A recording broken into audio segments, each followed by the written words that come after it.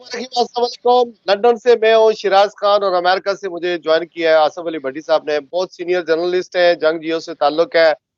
America में अपनी study कर रहे हैं और जाहिर है पाकिस्तान में बैसियत टीचर, बैसियत जर्नलिस्ट, बहुत लंबा तजर्बा है पाकिस्तान के हालात के बारे में। ओवरसीज पाकिस्तानियों के जिस तरह दिल धड़कते हैं, जिस तरह पाकिस्तानी इस वक्त हालात जो पाकिस्तान के बने हुए उसके बारे में फिक्रमंद है। आज मैंने जहमत दी है सिर्फ ये पूछने के लिए कि मियां मोहम्मद नवाज शरीफ साहब को कहा यह जा रहा है कि हमारी एस्टेब्लिशमेंट लेकर जा रही है पाकिस्तान में।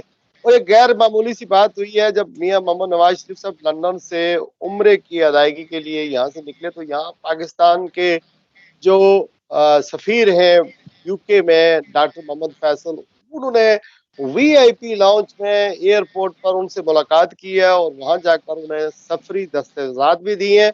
और उनके साथ एक पाकिस्तान हाई कमीशन का और भी एहलकार मौजूद था। और वहां पर मियां साहब ने पूछा कि पाकिस्तान जा रहे हैं तो ਤੁਸੀਂ ਦੱਸो भाई की करना चाहिए था। तो अम्बेसडर साहब ये कह रहे हैं कि डेवलपमेंट का और उसके बाद आपने मेशत का बयानिया जो है अभी जारी और सारी रखना है।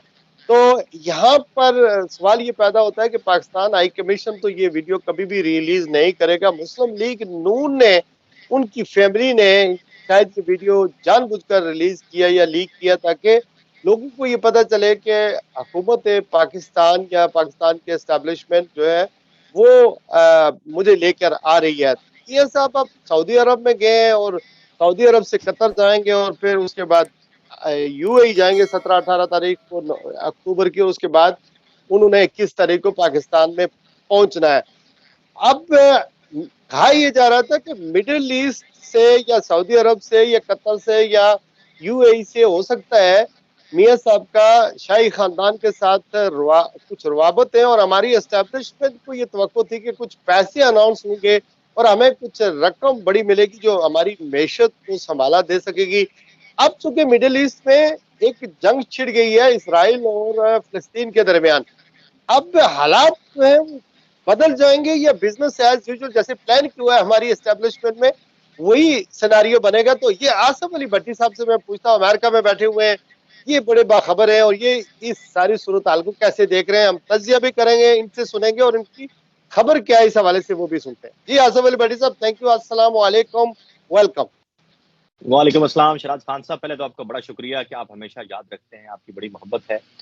आपने बड़ी तफसील के साथ बैकग्राउंडर दिया है इस मौजूदा पॉलिटिकल सिचुएशन का जो पाकिस्तान पिछले तवील अरसे से फेस कर रहा है और उसके अंदर जो करेक्टर्स हैं वो बदल बदल के सामने आ रहे होते हैं।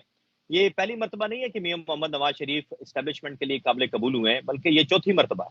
उससे पहले भी जब उनकी पैदाइश हुई थी, सियासी पैदाइश, तो वो एक जर्नैल की गोद में हुई थी और उसी गमले में ये पल बढ़ के जो है वो सियासत के जो खारदार रास्ते हैं उन पर आए थे और फिर उसके बाद ये वज़ीर आला बने और फिर वो जो सफ़र है उनका तरक्की का वो रुका नहीं। उनका कारोबार भी तरक्की करता रहा, उनकी सियासत भी तरक्की करती रही, हुक्मरानी उनके कदमों के आगे बिछती रही और वो हुक्मरानी के ऊपर बड़े दबंग तरीके से आप कह लें या एक बड़े डेमोक्रेट तो मैं नहीं उन्हें कह सकता क्योंकि उनका जो अंदाज है मैंने अपनी आंखों से विटनेस किया हुआ है कि वो हाथ मिलाना भी अपने कैबिनेट के मेंबरान के साथ भी मुनासिब नहीं समझते थे। और ये पहले, दूसरे और तीसरे अदवार की मैं बात कर रहा हूँ और मैंने चूंकि उन अदवार को कवर किया है बतौर जर्नलिस्ट और प्राइम मिनिस्टर ऑफिस और वफाकी कैबिनेट और साथ में जो पार्लियामेंट्री अफेयर्स हैं, तो मेरा ये तजर्बा रहा है कि मियां मोहम्मद नवाज शरीफ पहले हरकत करते हैं, फिर उनमें उस हरकत में उनकी बरकत पड़ती है। यानी हरकत वो ये करते हैं कि पहले एस्टेब्लिशमेंट को दिखाते हैं कि उनसे ज़्यादा कोई इंपॉर्टेंट, काबिल कबूल और जिसे कहते हैं ना कि नरम हड्डी के बगैर जो गोश्त होता है वो किस कदर वो नरम और गर्म है और सुरखूर किस्म के हैं और हर तरह से एस्टेब्लिशमेंट की बात को मानने को तैयार हैं। जैसे ही उनको हुक्मरानी मिलती है और एस्टेब्लिशमेंट को लेके आती है इक़्तिदार में, तो उसके बाद वो अचानक बदल जाते हैं और उसकी जो वजह है जो मैंने एवेलुएट की है, शायद मियां साहब का डेमोक्रेसी से ज्यादा उनके अंदर जो एक आप कह लें कि एक डिक्टेटर माइंडसेट है उनका कि वो हर चीज को अपने हाथ से, अपनी मर्जी से, अपनी लाठी से चलाना चाहते हैं, उसे हाँकना चाहते हैं, वो उनकी आदत है। और कैबिनेट को इत्मीनान में ना लेना, पार्लियामेंट के अंदर ना जाना, कैबिनेट की मीटिंग्स ना करना, ये उनका खासा रहा है। तो मशावरत का अमल तो शायद कभी भी उन्होंने पहले भी नहीं रखा, लेकिन उनके अंदर जो एक उनके अंदर कुदरती तौर पे ये बात पाई जाती है, मुझे नहीं पता कि उनकी ये पर्सनैलिटी का हिस्सा है या उन्होंने डेवलप किया है इसको, कि वो अपनी मर्जी करते हैं और हर बात पे मर्जी ठोसना भी चाहते हैं। आप देख लें कि जर्नैलों की तकर्री का मामला हो, परवेज मुशर्रफ हो, राहील शरीफ हो, उसके साथ बाजवा हो, ये तमाम लोगों की जो तैनातियां हैं, ये नवाज शरीफ ने बड़े सोच समझ के और अपनी जो करीबी उनकी जो किचन कैबिनेट होती है, बल्कि 2-3 लोग होते हैं, उनके साथ वो मशावरत करके ये करते रहे हैं और उसका खमियाजा भुगता है उन्होंने, क्योंकि उन्होंने खुद जो है वो आप कह लें कि पॉलिटिकल विजडम की बजाय या एक जो डिबेटिंग क्लब है हमारे यहाँ पार्लियामेंट के नाम से, उसमें बात करने की बजाय अपनी मर्जी ठोंसने की कोशिश की, जिसके जवाब में उनको इक़्तिदार से निकाला गया।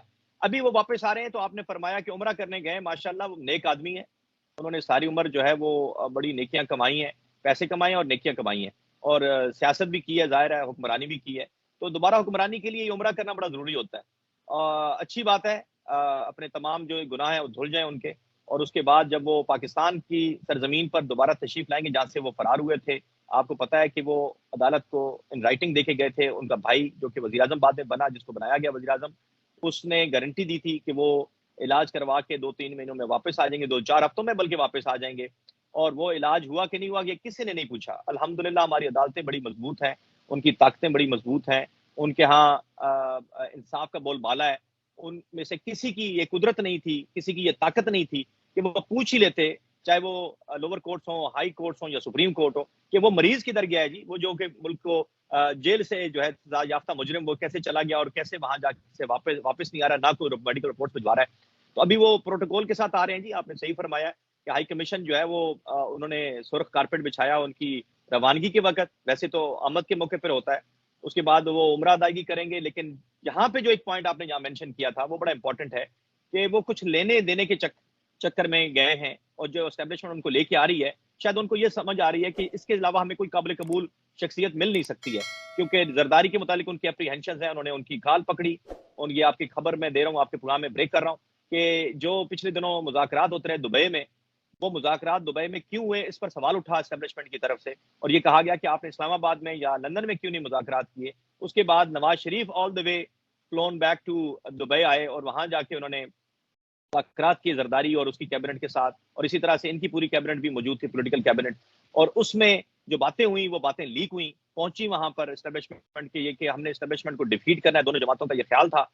लेकिन अब जरदारी तो अपने स्टैंड लेके उसने पैसे भी खर्च किए, जो इमरान खान की हुकूमत गिरानी थी उसके लिए, जो अदम एतमाद की तहरीक लानी थी उसके लिए बड़ी इन्वेस्टमेंट की, सिंध हाउस इस्तेमाल हुआ, और आइंदा के इक़्तिदार के लिए भी बड़ी उन्होंने कोशिश की कि उनका बेटा जो है वो किसी तरह से काबिल कबूल हो जाए। लेकिन उस पे कहते हैं कि वो अभी फिलहाल काबिल कबूल नहीं है। तो काबिल कबूल एक ही शख्सियत है इमरान खान को जेल में डालने के बाद कि वो नवाज शरीफ के साथ डील हो, और वो डील हो गई है बिटवीन बाजवा एंड नवाज शरीफ, हुआ था किसी खुफिया मकाम पे लंदन में।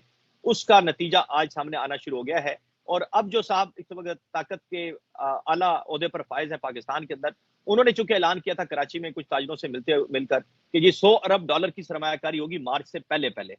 तो अल्लाह जानता है वो सरमायाकारी कौन करेगा, चूंकि आपने फरमाया कि जंग लग गई है और ये जंग इतनी खौफनाक है कि जिसका नतीजा कोई भी नहीं जान सकता, जिसका तबाही और बर्बादी हो रही है। उसके बाद पूरा ये खिता जो है मशरिकी वस्ता का, ये भी इसमें लपेट में आ सकता है और आया हुआ। इनफैक्ट चूंकि पूरी दुनिया इस वक्त इकोनॉमिक टर्मोइल से गुजर रही है, चाहे वो अमेरिका हो, चाहे बरतानिया हो, चाहे यूरोप हो, चाहे मिडल ईस्ट हो, रशिया हो, इवन मिडल ईस्ट हो, तो ये तमाम एक क्राइसिस वाली सिचुएशन है।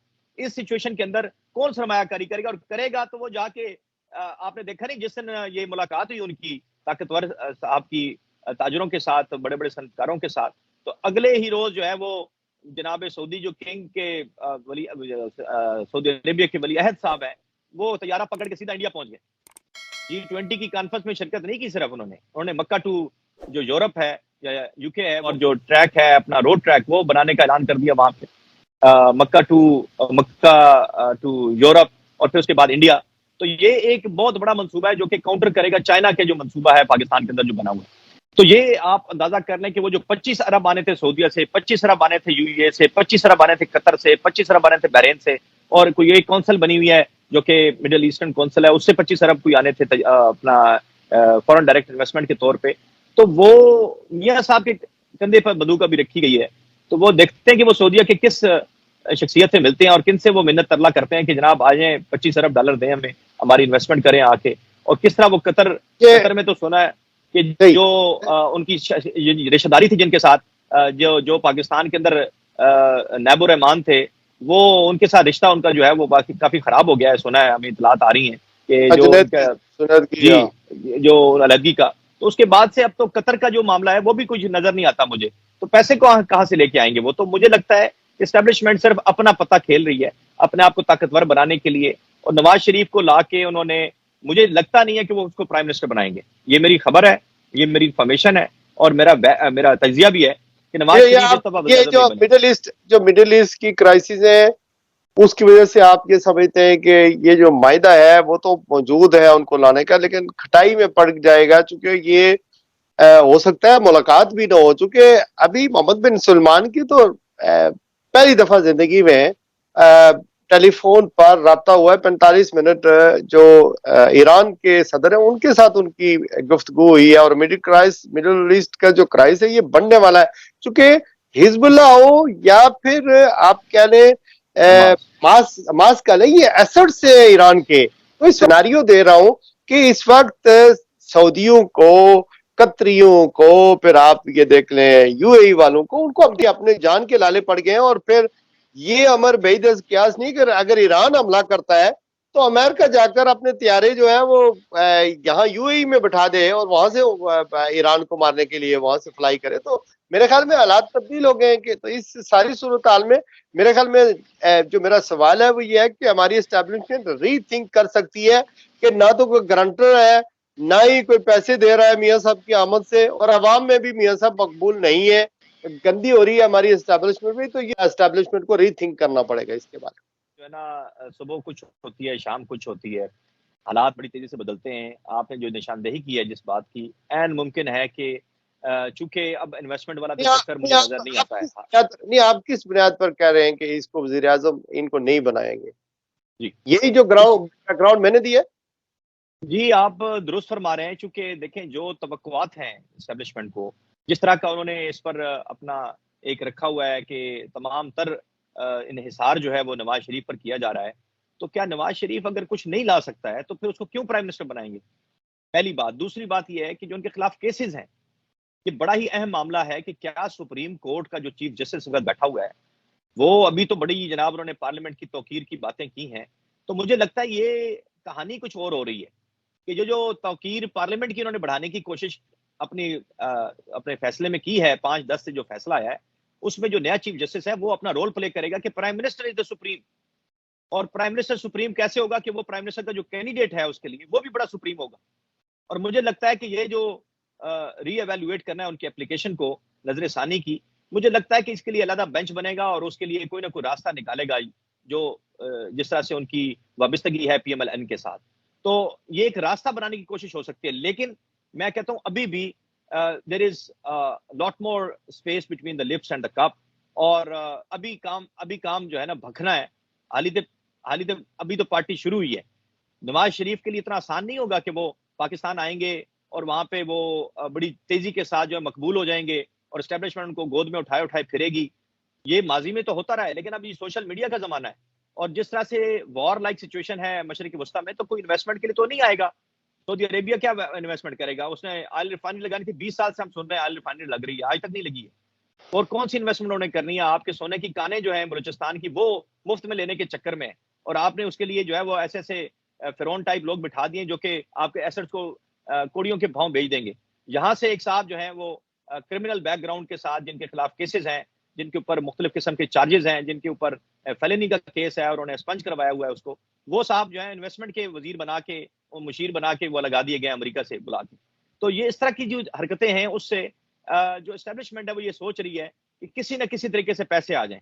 तो नवाज शरीफ के तो हाथ खड़े हैं, वो तो कतर से या सऊदीया से या दुबई से क्या पैसे लेके आएगा?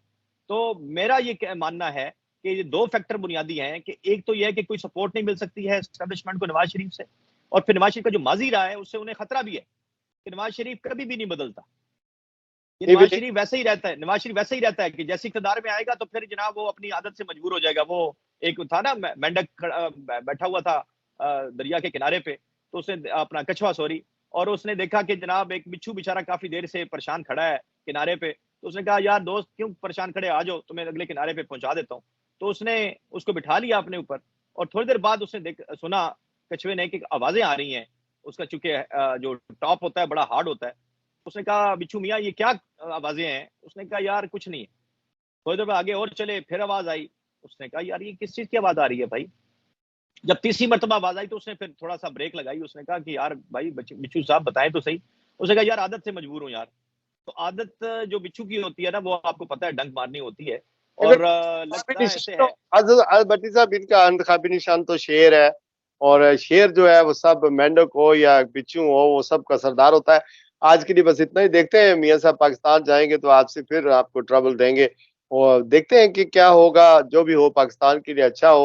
और हमारी एस्टेब्लिशमेंट को देखना चाहिए कि यार जो अवाम जो चाहती है वो करना चाहिए। और अगर कोई आदमी बेनिफिट नहीं है पहुंचा सकता मुल्क और कौम को, और उनके बीमारियां भी बहुत सारी हैं, तो इन हालात में कोई और बंदा ढूंढे। और कोई, चलो यार आपको इमरान नहीं अच्छा लगता तो कोई और ढूंढे, और वो बल्कि इलेक्शन करवाएं और तो अपने कोई नया इमरान बना लें।